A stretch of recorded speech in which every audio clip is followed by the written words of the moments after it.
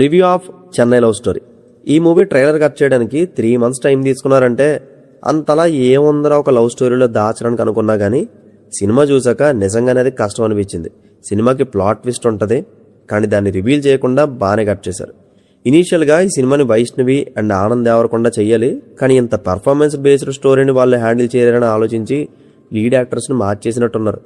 Cinema కంప్లీట్గా acting మీద depend అవుద్ది. ఒక రకంగా చెప్పాలంటే క్యారెక్టర్స్ డ్రివెన్ స్టోరీ అనొచ్చు.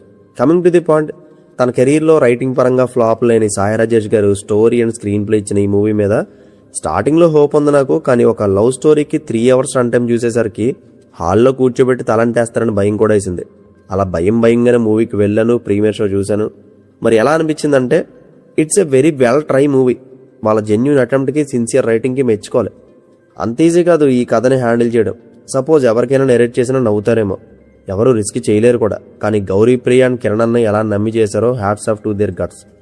ఎందుకు ఇలా అన్నా అంటే ఈ మూవీ ఇంటర్వెల్లో వచ్చే ఒక ట్విస్ట్కి షాక్ వాల్యూ తగలడంతో పాటు సెకండ్ హాఫ్ ఎలా తీసుకెళ్తారా అనిపించింది. అసలు ఎంత ఆలోచించినా బుర్రకి ఏం తట్టలేదు. To be frank, second half కనుక బెల్ అయితే సినిమా మొత్తం పడుకుండిపోద్ది. అసలే ప్రీమియర్స్ సెకండ్ షో టైంలో వేస్తున్నారేమో, ఒక్కొక్కడు నిద్రలోకి జారిపోతారు. One of the toughest writing ఇది. హ్యాండిల్ చేయడం అంత ఈజీ కాదు. రాయడం పక్కన పెడితే ఎగ్జిక్యూట్ చేయడం, స్క్రీన్ ప్లే మేనేజ్ చేయడం ఇంకా కష్టం. అండ్ వీటన్నిటికన్నా అసలు రిలేటబుల్ జోన్లోనే లేని ఒక ఫిక్షనల్ స్టోరీని కన్విన్స్ అయ్యేలా త్రూ అవుట్ ఎమోషన్ క్యారీ చేయడం బిగ్గెస్ట్ ఛాలెంజ్. ఆ ఛాలెంజ్లో కంప్లీట్ సక్సెస్ అయ్యారని చెప్పను, కానీ 50% అయితే సాటిస్ఫై చేశారు నన్ను.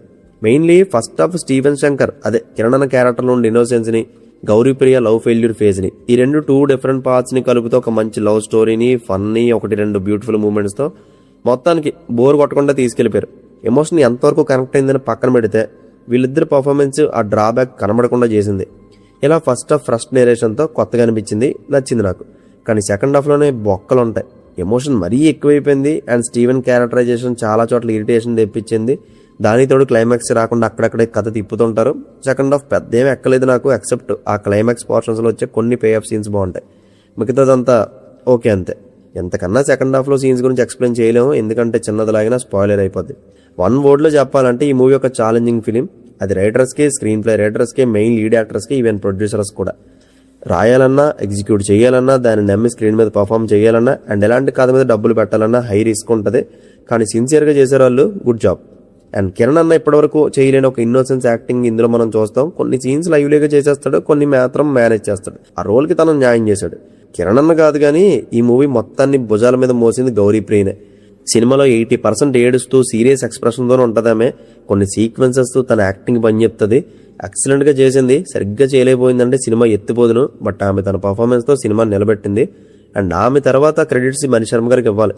బ్యూటిఫుల్ మ్యూజిక్, నిజంగా సాంగ్స్ కానీ బ్యాక్గ్రౌండ్ స్కోర్ కానీ కరెక్ట్ ప్లేస్మెంట్లో వస్తుంటాయి. మణిశర్మ గారి మ్యాజిక్ డెఫినెట్గా ఫీల్ అవుతారు మీరు. ఓవరాల్గా ఒకసారి ట్రై చేయండి. లవ్ స్టోరీస్లో యూనిక్ ఎక్స్పీరియన్స్ అయితే చూస్తారు.